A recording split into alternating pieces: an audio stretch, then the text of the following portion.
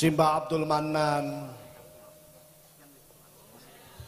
ketika melaksanakan ibadah haji, Simbah Abdul Mannan belajar di Makkah dan di Madinah dengan beberapa ulama-ulama. Kemudian dilanjut melanglang buana untuk mencari ilmu sehingga sampai di negeri Mesir. Dalam catatan buku resmi dari negara, Kedutaan Besar Kairo Mesir, dengan narasumber Martin van Brunizen, ditulis bahwa Simbah Abdul Mannan adalah orang pertama Indonesia yang belajar di Al-Azhar Mesir.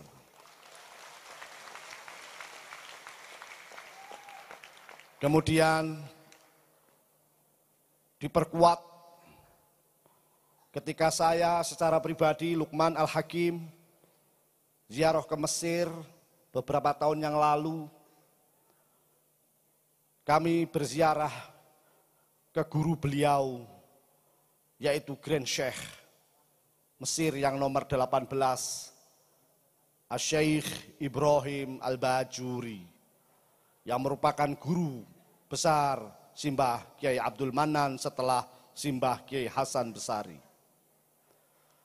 Tidak cukup itu, kami berziarah juga ke makam yang hubungannya dengan yang ada di dalam kitab Al-Ulama'ul Mujaddidun, yang saya secara langsung diberi kitab dari Simbah almarhum Kiai Maimun Zubair yang bernama kitab Al-Ulama'ul Mujaddidun, yang di situ tertulis bahwa Simbah Abdul Mannan adalah orang pertama ulama Jawa, ulama Indonesia yang mengaji kitab Ithafus Sadah Al-Muttaqin, Syarah Ihya Ulumuddin, karangan Abu Hamid Muhammad Al-Ghazali, yang dimana kitab Ithafus Sadah Al-Muttaqin ini dikarang oleh Asy-Syaikh As-Sayyid Al-Murtadha Az-Zabidi, yang saya pun juga berziarah ke makam Az-Zabidi tersebut. Kemudian ketika belajar di Mesir, Simbah Abdul Mannan kembali pulang ke Termas.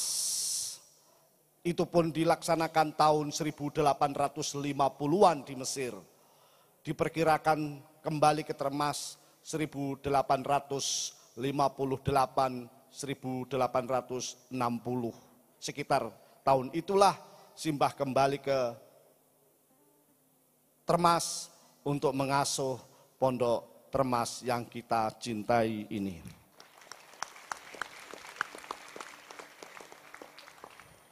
Ada sedikit riwayat yang saya lupa, mohon maaf. Saya sampaikan di sini bahwa ketika saya silaturahim ke Jawa Barat, ada acara Munas pengurus besar Nahdlatul Ulama di Citalongko. Saya ketemu Kiai Sepuh yang simbahnya dulu alumni Pondok Termas, menceritakan bagaimana kisah nama desa Termas yang terdiri dari patrem dan emas. Tapi semua ini adalah kisah-kisah yang menarik sebagai khazanah cerita yang luar biasa menurut kami, bahwa patrem emas itu adalah merupakan nurul ilmi, cahaya yang ditangkap oleh kanan mulianya, mohon maaf, yang ditangkap oleh tangan mulianya Simbah Abdul Mannan. Setelah ditangkap sinar itu, menjadilah keris yang matanya ada emasnya. Qala wakila, setelah ditangkap menjadi emas, ditanam sebagai, kalau orang Jawa bilang, sebagai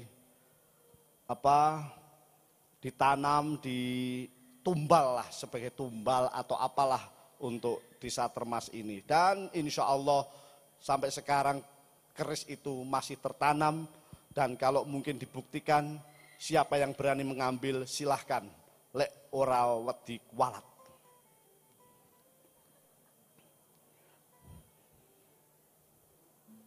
Kemudian anak-anakku sekalian, ketika belajar di Mesir itulah Kiai Abdul Manan menemukan beberapa ulama-ulama sehingga beliau sudah sangat matang sekali, dan pada akhirnya ketika di Termas mengasuh pesantren, beliau mengarang kitab namanya Fathul Manan. Insya Allah di bulan Desember tanggal 27 atau 28 Desember nanti akan kita launching kitab Simbah Abdul Manan disertai dengan peringatan 2 abad berdirinya Pondok Termas ini.